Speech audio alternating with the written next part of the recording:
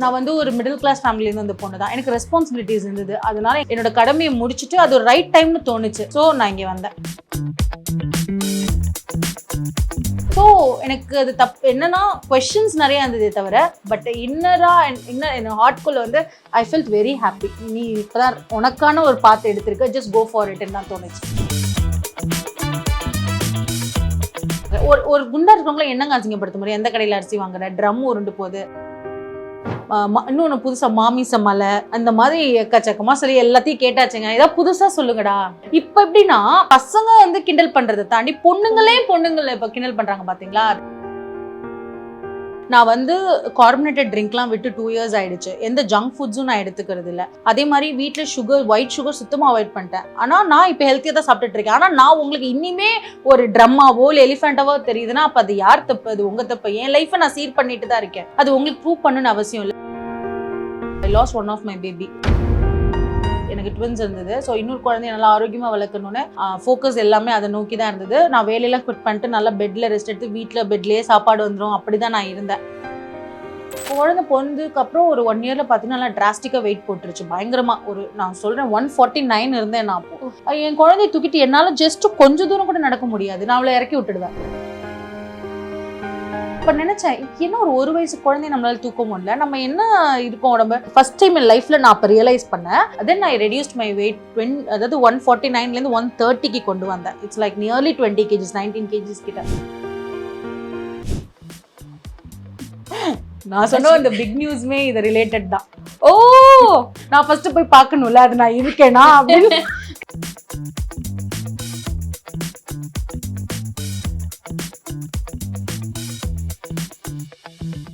இப்போது புதிய அறிமுகம் ஆச்சி ஹோட்டல் சாம்பார் 50 கிராம் ரூபாய் 20 மட்டுமே.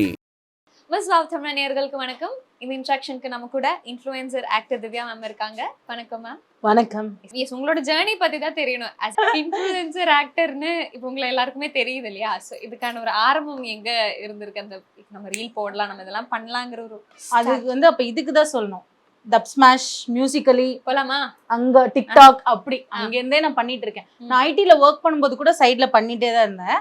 பட் எப்போ வந்து இது ஃபுல் ஃபிளெஜ்டா இதுல இறங்கினேன்னா என்னோட பிரெக்னன்சி அப்போ கொஞ்சம் காம்ப்ளிகேட்டடா இருந்தது. என்னோட ஜாபை குவிட் பண்ணேன். அந்த குவிட் பண்ண கையோட யூடியூப் ஓப்பன் பண்ணேன்னா என்னோட ரொம்ப நாள் எய்ம் வந்து இன்ஃப்ளூயன்சிங் பண்ணணும். அதாவது இன்ஃப்ளூயன்சிங் இந்த சென்ஸ் எனக்கு தெரிஞ்ச ஒரு டான்ஸ் வந்து பண்ணணும், ஏதாவது நம்மளுக்கு தெரிஞ்ச ஒரு நல்ல விஷயத்த பண்ணணும். ஏன்னா எதுக்காகனா இப்போ இந்த பொண்ணு இந்த உடம்பு வச்சுட்டு இந்த அளவுக்கு ஆடுறேன்னா ஏன் நம்மளால ஆட முடியாதான்னு ஒரு 2 பேர் அவங்களோட இன்ஃபீரியாரிட்டி காம்ப்ளெக்ஸ் விட்டு வெளில வந்தாங்கன்னா தட்ஸ் மை ஹாப்பினஸ். அதுக்காக நான் பண்ண ஆரம்பிச்சது தான். அதுக்கப்புறம் இது வேலைக்கு பார்த்தேன். ஒரு 7 hours ஒரு 8 hours ஒரு கோலுக்காக பிடிக்காத ஒரு ஜாப்ல சிஸ்டம் முன்னாடி உட்காந்து ஒர்க் பண்ண போறேன்னா இல்லை எனக்கு பிடிச்சி ஒரு விஷயத்த பண்ண போறேன் நான். அப்போ சப்போர்ட்டிவா இருந்தது வந்து விக்ரம் தான். ஏன்னா ஒரு தெரியும்ல ஒரு ஃபினான்ஷியலாக ஒரு மந்த்லி இன்கம் வரதை விட்டுட்டு நான் வந்து இந்த மாதிரி ஒரு யூடியூப் ஸ்டார்ட் பண்றேன். அதில் இன்கம் எப்போ வரும்னு கூட எனக்கு தெரியாது. அப்போ கண்டிப்பா என் பார்ட்னர் கிட்ட நான் இன்ஃபார்ம் பண்ணோம். Because he should be ready for தட்னா. ஏன்னா குழந்தை பிறந்த சமயம் ஃபினான்ஷியலாக செலவும் ஜாஸ்தியா இருக்கும். பட் அவர் என்ன சொன்னார்னா எனக்கு அப்போ வந்து அவருக்கு ஒரு சேவிங்ஸ்லேருந்து ஒரு 1 lakh 2 lakh என் கையில் கொடுத்துட்டு உனக்கு தேவையான லைட்ஸு. அப்போ எனக்கு ஃபோன் வந்து அந்தளவுக்கு கிளாரிட்டி ஃபோன் இல்லை. அப்போ நான் வாங்கினேன் சும்மா ஒரு 30,000க்கு ஒரு மொபைல் வாங்கி மொபைலில் தாங்க ஃபர்ஸ்ட் வீடியோ எடுக்க ஆரம்பித்தேன். யூடியூபுக்கு இப்படி கூட எடுக்கணும்னு தெரியாது. நான் போர்ட்ரேட்ல எடுத்துட்டு இருந்தேன் அந்த அளவுக்கு நான். ஆனால் இப்போ சொல்லுங்க எல்லாம் பூந்து விளையாட தெரியும் எனக்கு. பட் அப்போ பார்க்கும்போது என் வீடியோ பார்த்தா எனக்கே இப்போ சிரிப்பாக இருக்குது, இப்படி இல்லாமல் நான் பண்ணியிருக்கேன் அப்படின்னு. ஸோ அப்படி ஆரம்பித்த ஒரு ஜேர்னி தான். ஒரு வித்தின் ஒரு 1.5 2 yearsக்குள்ளே I got the silver play button. அது எதனால அப்படின்னா என்னோட டிக்டாக் அப்போ க்ளோஸ் பண்ண சமயத்தில் என்னோட எல்லா ஃபாலோவர்ஸும் என்னை இங்கே ஃபாலோ பண்ண ஆரம்பிச்சாங்க. அந்த ஒரு லவ் அண்ட் சப்போர்ட் ஆரம்பத்துலேருந்தே எனக்கு கொடுத்துக்கிட்டே இருக்காங்க. அந்த ஒரு லவ் தான், அந்த ஒரு சப்போர்ட் தான், அந்த ஒரு என்கரேஜ்மெண்ட் தான் இவ்வளோ தூரம் வருது. பேசுகிறவங்க நெகட்டிவ் கமெண்ட்ஸ் இதெல்லாமும் இருக்கும். பட் அதெல்லாம் தாண்டி ஒரு சில பேருக்கு அந்த ஒரு கொடுக்குற அந்த அன்பு அன்கண்டிஷனல் லவ் வந்து என்னை இவ்வளோ தூரம் புஷ் பண்ணியிருக்கு. ஐ ஹோப் இதை நான் என்னோட கடைசி மூச்சு வரைக்கும் செய்வேன். கண்டிப்பா. இப்போ இந்த மியூசிக்கல் டப் ஸ்மாஷ்லாம் சொல்லும் போது அங்க நம்ம ஒரு பாட்டு டான்ஸ் பண்றோம், இல்லைன்னா ஏதாச்சும் லிப்சிங் பண்றது மாதிரி தான் இருக்கும். பட் யூடியூப்னு வரும்போது நமக்கு எக்ஸ்ப்ளோர் பண்ண நிறைய ஆப்ஷன். ஆமா. ஸோ என்னோட சேனல் இப்படிதான் இருக்கணும், இப்போ ஸ்னாசி தமிழச்சின்னா இது இப்படிதான் இருக்கணுங்கிற ஒரு மைண்ட் செட். அப்படி இப்படி இருக்கணும்னு யாராலையும் சொல்லவே முடியாது. என்ன சேனல்லே அது எல்லாமே கலப்படமா இருக்கும். விளாக் இருக்கும், சமைக்கிற வீடியோ இருக்கும், லைஃப் ஸ்டைல் வீடியோ இருக்கும், நான் வந்து எக்ஸசைஸ் பண்ணி வெயிட் ரிடியூஸ் பண்ணதெல்லாம் அதில் போட்டுட்டு இருப்பேன். ஒரு பக்கம் இன்னைக்கு என்ன சமையல்னு போட்டுட்டு இருப்பேன். ஒரு சமயம் டான்ஸ் ஒரு லாங் வீடியோ போட்டுட்டு இருப்பேன். இது எல்லாமே மிக்சட் தான். இது என்ன ஒரு இயல்பா திவ்யா ஒரு டான்ஸு மீடியான்னு இல்லாமல் என்ன பண்ணிட்டு இருக்கா லைஃப்ல அப்படி தெரிஞ்சுக்கணும். ஒரு பொண்ணா திவ்யா என்ன பண்ணிட்டு இருக்கான்னா அதை பார்க்கலாம் நீங்க. அந்த மாதிரி தான் இருக்கும் அது. இருக்கும். And how tough was the decision to leave IT and start personal உங்களுக்கு personal இல்ல எனக்கு பர்சனலாம் சந்தோஷமா தான் இருந்துச்சு அம்மாடின்னு. ஆனா கொஞ்சம் ஃபினான்ஷியலா தான் யோசிச்சேன்.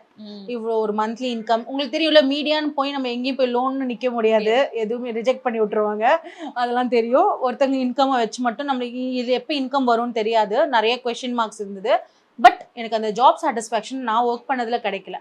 நான் வந்து ஒரு மிடில் கிளாஸ் ஃபேமிலியிலேருந்து அந்த பொண்ணு தான். எனக்கு ரெஸ்பான்சிபிலிட்டிஸ் இருந்தது. அதனால எங்கள் அம்மாக்காக இன்ஜினியரிங் முடிச்சு ஒரு 7 இயர்ஸ் நான் ஐடியில் ஒர்க் பண்ணி என்னோட கடமையை முடிச்சுட்டு அது ஒரு ரைட் டைம்னு தோணுச்சு. ஸோ நான் இங்கே வந்தேன். ஸோ எனக்கு அது தப்பு என்னன்னா கொஸ்டின்ஸ் நிறைய இருந்ததே தவிர பட் இன்னர் ஹார்ட்குள்ள வந்து ஐ ஃபெல்ட் வெரி ஹாப்பி. நீ இப்போதான் உனக்கான ஒரு பாத்து எடுத்திருக்க, ஜஸ்ட் கோ ஃபார் இட்னு தான் தோணுச்சு. You've been active for so many years ma'am. இப்போ டிக்டாக் அது இதுன்னு ஆக்டிவாக இருக்கும்போது how has media changed your life? IT திவ்யால இருந்து இப்போ ஒரு உங்களுக்குன்னு ஒரு ஐடென்டிட்டியா உருவாக்கி இருக்குல்ல, எப்படி சேஞ்ச் ஆயிருக்கு? எல்லாமே எனக்கு இன்ஃப்ளூயன்சிங்லேருந்து கிடைச்சது தான். சினிமா வாய்ப்பாக இருக்கட்டும், இல்லை நான் இப்போ ஏர்ன் பண்ணுற இன்ஃப்ளூயன்சிங் மார்க்கெட்டிங் ஜேர்னியாக இருக்கட்டும், ஒரு ப்ரொமோஷன் வீடியோவாக இருக்கட்டும், எல்லாத்தோட ஆரம்பமும் இந்த இன்ஃப்ளூயன்சிங் தான். இது பண்ணும்போது தான் இந்த பொண்ணு டான்ஸ் ஆடுது, இவ்வளோ ஃபாலோவர்ஸ் இருக்காங்க, ஸோ என்னோட ப்ராடக்ட்டை உங்ககிட்ட ஏன் ப்ரொமோட் பண்ணக்கூடாது, இந்த பொண்ணு நல்லா எக்ஸ்பிரஷன்ஸ் கொடுக்குது, இந்த சீனுக்கு இந்த பொண்ணை ஏன் போடக்கூடாது, இப்படின்னு இதுலேருந்து வந்த கிளைகள் தான் இந்த எல்லா ஆப்பர்ச்சுனிட்டியுமே. ஸோ அதுக்கு வந்து நான் வந்து தேங்க் பண்ணுறதுக்கு என்னன்னா, இப்போ அந்த டெசிஷன் அப்போ நான் கரெக்டாக எடுத்தேன்னு தோணுது. ஏன்னா இப்போ நிறைய பேர் இன்ஃப்ளூயன்சிங் பண்ணுறாங்க. நான் வரும்போது அந்த அளவுக்கு காம்படிஷன் இல்லை, ப்ளஸ் சைஸே இல்லை சவுத் சைடில். நான் வரப்பெல்லாம் இப்போலாம் பாருங்க, ஒரு ப்ளஸ் சைஸ்ன்னு எடுத்துகிட்டா எத்தனை பேர் இருக்காங்கல்ல. I feel very happy. ஒரு பரவாயில்ல இத்தனை பேர் வெளியில் வந்திருக்காங்க அப்படின்னு. ஸோ அதுக்கு நான் கரெக்டான சமயத்து டெசிஷன் எடுத்ததுக்கு நான் ரொம்ப தேங்க் பண்ணுறேன். ரெண்டாவது என்னோட ஃபேமிலி வந்து நான் யார்கிட்டயும் பெர்மிஷன் கேட்கல. நான் என்னோட லைஃப்பில் அந்த மாதிரி இடத்துல இல்லை. பட் ஆனால் ஒரு இன்ஃபர்மேஷன் சொன்னப்போ கூட அதை வந்து எதுவும் கொஸ்டின் பண்ணாமல் இது பண்ணாமல் பண்ணு, உனக்கு என்ன பிடிக்குதோ பண்ணு, நீ வந்து ஒரு மெச்சூர்னு தெரியும், நீ பண்ணு அப்படின்னு என்கரேஜ் பண்ணுறதுக்கு ஒருத்தர் வேணும் இல்லையா. ஸோ விக்ரம் வந்து எனக்கு ஒரு ஹஸ்பண்டை தாண்டி he's a very good friend and well wisher of my. அது வந்து எனக்கு ரொம்ப சந்தோஷம். அதெல்லாம் தான் இந்த மாதிரி இடத்துல எனக்கு கொண்டு வந்து உட்காரு. இப்போ ப்ளஸ் சைஸுக்கு நீங்க வந்த சமயத்துல யாருமே இல்லை, இப்போ நிறைய பேர் வந்துட்டாங்கன்னு சொல்லும்போது சொசைட்டி அந்த மாதிரி சேஞ்ச் ஆயிருக்குல்ல மேம்? நீங்க வந்த சமயத்துல சொசைட்டி நிறைய பேசுவாங்க. இப்போ ப்ளஸ் சைஸ் மாடல்னு நீங்க உங்க பயோல போட்டிருக்கீங்களா? இல்லை, ஸோ அதுக்கு ஒரு கான்ஃபிடன்ஸ் வேணும். நீ என்ன பேசுறது, நான் என் இஷ்டத்துக்கு இருப்பேங்கிற ஒரு கான்ஃபிடன்ஸ் வேணும்ல மேம்? அது உங்களுக்கு மீடியால வந்ததுல இருந்து? அப்படிலாம் இல்லப்பா, சின்ன வயசுல இருந்தே கிண்டல் பண்ணி பண்ணி வந்தது தான் எல்லாம். எங்க போங்க நம்ம உடம்ப பார்த்து கேலி தான் பண்ணுவாங்க. ஒரு தடவை 2 தடவை நான் வீட்டுல இருந்து அழுதுருக்கேன். தப்பு இல்லை. எங்க அம்மா எப்படின்னா, நீ வெயிட்டு குறைச்சிக்கோ நல்லதுதானா, அது உனக்கா தோணணும். ஒருத்தங்க கிண்டல் பண்றாங்க, ஒருத்தங்க இன்ஃப்ளூயன்ஸ் பண்ணி குறைச்சா உன்னால 4 நாளைக்கு மேல குறைக்க முடியாது. என்னோட கான்சென்ட்ரேஷன் அந்த சாப்பாட்டை நோக்கி தான் போகும். ஏன்னா அது இன்னொருத்தரோட விருப்பத்தினால நான் பண்றேன், நான் ரியலைஸ் பண்ணி பண்ணல. ஸோ அந்த மாதிரி நிறைய விஷயத்த என்னால் பகுத்து பார்க்க முடிஞ்சுது. ஒரு தடவை என்ன பண்ணேன், இந்த மாதிரி அழுகிறதுக்கு பதிலாக திருப்பி எதிர்த்து பேச ஆரம்பித்தேன். அடுத்தவங்க அந்த இடத்துல இருந்து அந்த இடத்த கிண்டல் பண்ணலை. ஸோ நம்ம குட்ட தான் குனிய தான் கொட்டுவாங்கன்னு சொல்லுவாங்களா, அந்த மாதிரி. ஸோ நம்ம வந்து குனிய தான் கொட்டுவாங்க. நம்ம எதிர்த்து நின்றுட்டோன்னு வச்சுக்கோங்களேன், அவங்க பாட்டுக்கு ஓடிடுவாங்க. அந்த தைரியம் வந்து அந்த காலேஜ் சமயத்துலேருந்தே எனக்கு கொஞ்சம் கொஞ்சம் இருந்துச்சு. நான் அப்பையிலேருந்தே நீ என்ன பண்ணிக்கோங்கடா, நீ எந்த கடையில் அரிசி வாங்க, ஒரு குண்டா இருக்கவங்கள என்னங்க அசிங்கப்படுத்த முடியும், எந்த கடையில் அரிசி வாங்குற, ட்ரம் உருண்டு போகுது, யானை, இன்னொன்று புதுசாக மாமிச மலை, அந்த மாதிரி எக்கச்சக்கமாக சொல்லி எல்லாத்தையும் கேட்டாச்சுங்க. ஏதாவது புதுசாக சொல்லுங்கடா, இதெல்லாம் ஏற்கனவே கேட்டேன்டா அப்படின்ற மாதிரி தான் இருக்கும். இப்போ எப்படின்னா பசங்க வந்து கிண்டல் பண்றதை தாண்டி பொண்ணுங்களே பொண்ணுங்களை இப்போ கிண்டல் பண்றாங்க பாத்தீங்களா. That's worst thing in life. எல்லாருக்கும் ஹெல்த்தி லைஃப் ஸ்டைல் முக்கியம் தான். இங்க யாரும் ஒபிசிட்டியை ப்ரொமோட் பண்ணல. ஆனா ஒன்று தெரிஞ்சுக்கோங்க, நம்ம ஒரு என்ன ஸ்டெப் எடுத்து வச்சிருக்கோம் நம்ம ஹெல்த்துக்காக, நம்ம கரெக்டான ட்ராக்ல தான் போறோமா அப்படின்றது நம்மளுக்கு தெரியும். இன்னொருத்தவங்களுக்கு அது தெரியாது. நம்ம குண்டா இருக்கிறத மட்டும் பார்த்து கமெண்ட் பண்றவங்களுக்கு நம்ம காது கொடுத்து கேட்கணும்னு அவசியம் இல்லை. இதே சில பேர் கன்சர்னா பண்ணுவாங்க, நீங்க வந்து குறைச்சிக்கோங்க, உங்களுக்கு ஹெல்த்துக்கு நல்லது, குழந்தை வச்சிருக்கீங்க, ஐம் ட்ரைங் மை பெஸ்ட் அப்படின்னு ரிப்ளை பண்ணியிருக்கேன். பட் சில பேர்லாம் என்னன்னே தெரியாம ப்ரீ ஜட்ஜ் பண்ணுவாங்களா, அவங்களுக்கு எதுக்கு நம்ம ஆன்சர் பண்ணணும், தேவையில்லை. இந்த 4 பேர் 4 தான் பேசணும், நம்மளுக்கு கஷ்டம்னா ₹1 கூட தர மாட்டாங்க சத்தியமா. அதனால அதெல்லாம் அப்படியே கழட்டி தூக்கி போட்டுருணும். எஸ், இப்போ டான்ஸ் எப்பவுமே சின்ன வயசுல இருந்து ஒரு பேஷன் தானே. ஒருத்தருக்கு லைஃப்ல ஏதாவது ஒன்று உருப்படியா வரும்ல, அதனால சின்ன வயசுல இருந்து எனக்கே ஒன்று நல்லா வரும் அப்படின்னு நான் நம்புற ஒரு விஷயம் டான்ஸ் மட்டும்தான். இப்போ பிரெக்னன்சிக்கு உங்களுக்கு காம்ப்ளிகேஷன்ஸ் இருந்துச்சுன்னு சொன்னீங்களா? இப்போ ப்ளஸ் சைஸா இருக்கும்போது இதுவும் சொசைட்டி பேசுற இதே விஷயம் தான். இந்திரஜா ரோபோ சங்கர் அவங்க பொண்ணு இருக்காங்கல்ல, இந்திரஜா மேம் இன்டர்வியூ பண்ணும்போது கேட்டிருந்தேன், இந்த மாதிரி நிறைய கமெண்ட்ஸ் உங்களுக்கு வந்துருந்துச்சு, உங்களோட ஹெல்த்தி ரொட்டீன் எப்படி இருந்துச்சுன்னு சொல்லும்போது அவங்க ஒரு ஸ்ட்ராங்கா ஒரு பதில் சொன்னாங்க. நான் ஹெல்த்தியா தான் சாப்பிட்டுட்டு இருந்தேன், நான் நல்லா தான் இருக்கேன், உங்க கண்ணுக்கு தான் அது தப்பா தெரியுது, நான் நல்லா தான் சாப்பிட்டுட்டு இருக்கேன். அதான் நான் சொல்றேன், நான் வந்து கார்பனேட்டட் ட்ரிங்க்லாம் விட்டு 2 இயர்ஸ் ஆயிடுச்சு. எந்த ஜங்க் ஃபுட்ஸும் நான் எடுத்துக்கிறது இல்லை. அதே மாதிரி வீட்டில் சுகர், ஒயிட் சுகர் சுத்தமாக அவாய்ட் பண்ணிட்டேன். ஆனால் நான் இப்போ ஹெல்த்தியாக தான் சாப்பிட்டுட்டு இருக்கேன். ஆனால் நான் உங்களுக்கு இனிமே ஒரு ட்ரம்மாவோ இல்லை எலிஃபென்ட்டாவோ தெரியுதுன்னா அப்போ அது யார் தப்பு? அது உங்கள் தப்பு. என் லைஃப்பை நான் சீர் பண்ணிட்டு தான் இருக்கேன். அது உங்களுக்கு ப்ரூவ் பண்ணணும்னு அவசியம் இல்லை. இழைக்கிறதுன்றது வேற, லைஃப் ஸ்டைல கொஞ்சம் கொஞ்சமா மாத்தி ஆர்கானிக்கா பண்றன்றது வேற. It's different. எஸ். அப்போ இந்த பிரெக்னன்சி டைம்ல எப்படி மேம் உங்களை கேர் எடுத்துக்கிட்டீங்க? நான் இதெல்லாம் பண்ணேன்ப்பா, இதெல்லாம் நான் அவாய்ட் பண்ணேன், இதெல்லாம் நான் கரெக்டா பிரெக்னன்சி சமயத்துல நல்லா தான் சாப்பிட்டேங்க. ஏன்னா அப்ப தெரியும்ல, அம்மா நம்மள எக்ஸ்ட்ரா கேர் பண்ணிப்பாங்க. ரெண்டாவது எனக்கு கொஞ்சம் காம்ப்ளிகேட்டடா, I lost one of my baby. எனக்கு ட்வின்ஸ் இருந்தது. ஸோ இன்னொரு குழந்தைய நல்லா ஆரோக்கியமா வளர்க்கணும்னு ஃபோக்கஸ் எல்லாமே அதை நோக்கி தான் இருந்தது. நான் வேலையெல்லாம் குவிட் பண்ணிட்டு நல்லா பெட்ல ரெஸ்ட் எடுத்து வீட்டில் பெட்லேயே சாப்பாடு வந்துடும், அப்படிதான் நான் இருந்தேன். ஸோ எனக்கு அந்த ப்ரெக்னன்சி சமயத்தில் நான் எந்த பெருசாக ஸ்ட்ரிக்டாலாம் இல்லை. பட் வீட்டில் ஹெல்த்தி சாப்பாடு தான், கீரை காய் அப்படின்னு சாப்பிட ஆரம்பிச்சது. ஆனால் குழந்தை பிறந்ததுக்கு அப்புறம் ஒரு 1 இயர்ல பார்த்தீங்கன்னா நல்லா டிராஸ்டிக்காக வெயிட் போட்டுருச்சு பயங்கரமாக. ஒரு நான் சொல்கிறேன் 149 இருந்தேன் நான். அப்போ என் குழந்தைய தூக்கிட்டு என்னால் ஜஸ்ட் கொஞ்சம் தூரம் கூட நடக்க முடியாது. நான் அவளை இறக்கி விட்டுடுவேன். புரியுதா? நான் அப்போ நினைச்சேன், என்ன ஒரு வயசு குழந்தைய நம்மளால தூக்க முடியல, நம்ம என்ன இருக்கோம் உடம்பு. அப்போ நான் ரியலைஸ், ஃபர்ஸ்ட் டைம் என் லைஃப்ல நான் அப்போ ரியலைஸ் பண்ணேன். தென் ஐ ரெடியூஸ்ட் மை வெயிட் அதாவது 149 130 கொண்டு வந்தேன். It's like nearly 20 kgs 19 kgs கிட்ட. ஸோ அதுதான் என் லைஃப்பில் நான் ஃபஸ்ட்டு.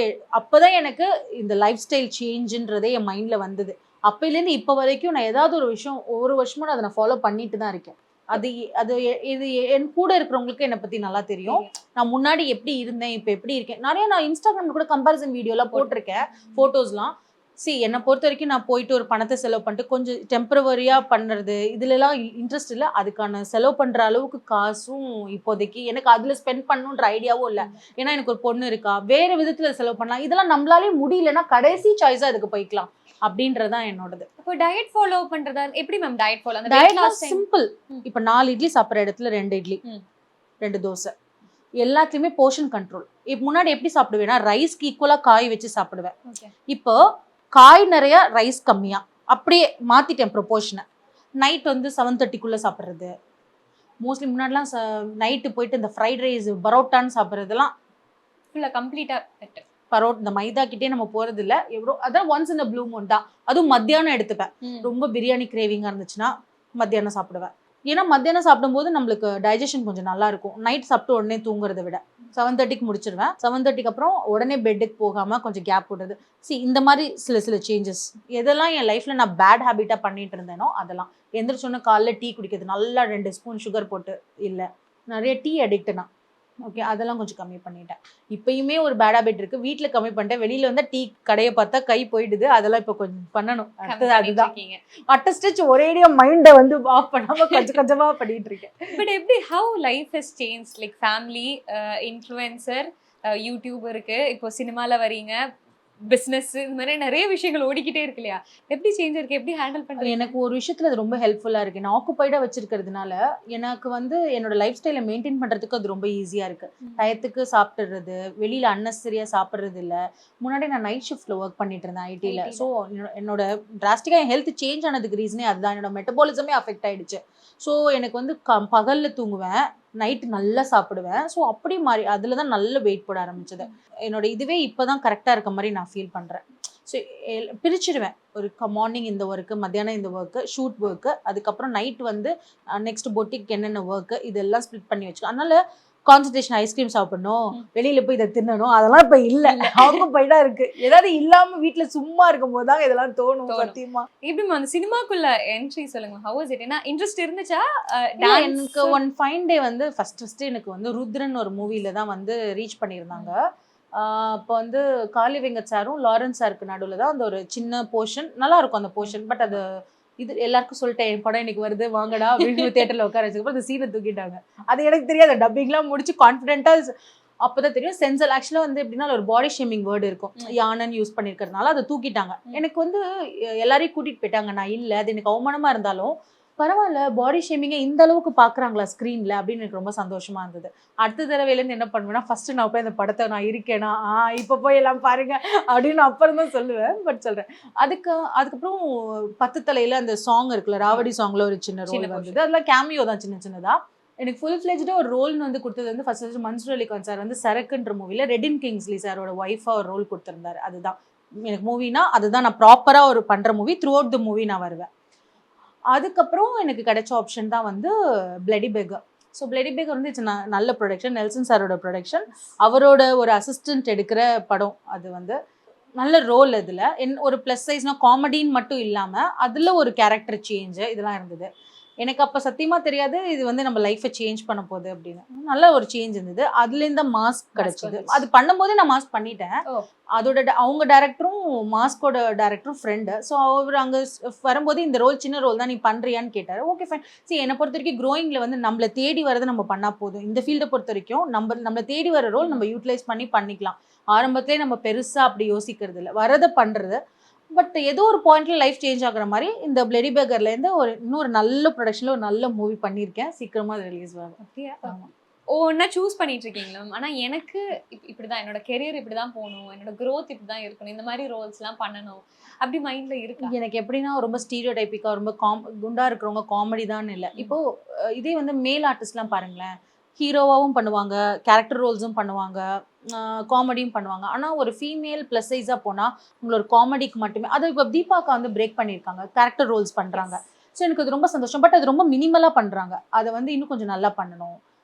கொஞ்சம் நிறையா டிஃப்ரெண்ட் டைப்ஸாகவும் ப்ளஸ் சைஸால் பண்ண முடியுன்றதை காட்டணும். நான் வந்து இன்னும் உடம்பு இழைக்காமல் ஒரு அளவுக்கு ரொம்ப டிராஸ்டிக்காக பண்ணாமல் இருக்கிறதுக்கு ரீசன் அதான். ஒரு தடவையாக அந்த குண்டா இருக்கிறதோட ஏதோ ஒரு சாதனை பண்ணிட்டு அப்புறம் இழைச்சிக்கணும். பிகாஸ் அதை நான் பிரேக் பண்ணணும்னு நினைக்கிறேன்.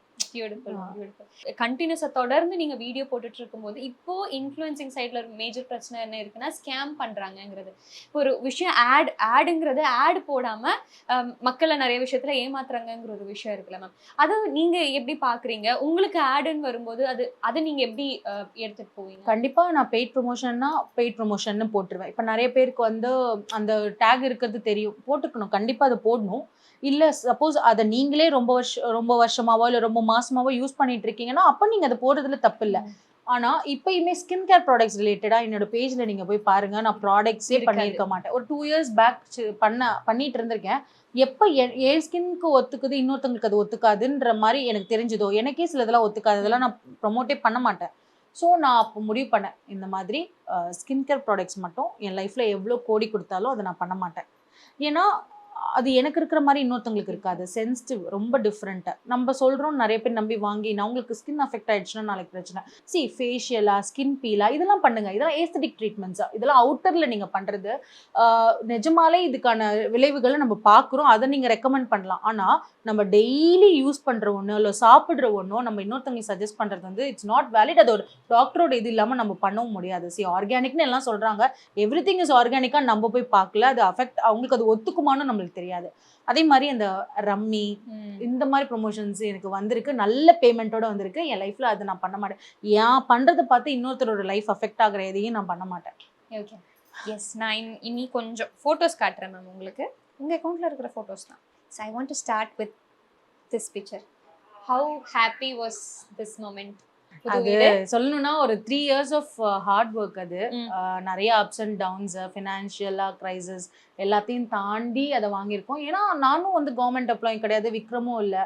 ஸோ ஓவர் த பீரியட் என் பொண்ணுக்கு நான் என்ன பண்ண போகிறேன்? நான் தெம்பு இருக்கும்போது ஓடும்போது I have to do something. நான் சொன்ன மாதிரி நான் ரொம்ப ஒரு மிடில் கிளாஸ் ஃபேமிலியிருந்து அந்த பொண்ணு. நான் பட்ட கஷ்டத்தை வந்து என் பொண்ணு படக்கூடாதுன்னு நினைக்கிற ஒரு சின்ன ஒரு செல்ஃபிஷ்னஸ்னு வச்சுக்கோங்களேன். ஸோ அதுக்காக 2 பேரும் ஓடுற ஒரு விஷயந்தான் அது. இது வந்து ஒரு வாழ்க்கையில் அச்சீவ்மெண்ட்டுன்னு இல்லை, எங்களோட ஒரு பெரிய ஸ்டெப்பாக பார்க்குறேன். ஒரு நல்ல விஷயத்துக்காக லைஃப்பில் இன்வெஸ்ட் பண்ணியிருக்கோம். பார்ட்டி, பப்பு இந்த மாதிரி இல்லாமல் ஒரு நல்ல விஷயத்துக்காக இன்வெஸ்ட் பண்ணியிருக்கோம்னு நினைக்கிறேன். சந்தோஷம். அடுத்து நான் சொன்ன இந்த பிக் நியூஸ்மே இது ரிலேட்டட் தான். ஓ நிஜமாவா? நிஜமாதான். சூன் நான் எல்லாமே சொல்றேன். கண்டிப்பா நான் ஃபர்ஸ்ட் போய் பார்க்கணும்ல, அது நான் இருக்கேனா அப்படின்னு. கண்டிப்பா இருக்கீங்க with Rajini sir. Wow. So okay okay, சரி. நான் இன்னும் கேட்கல, விட்டுறேன் அப்படி.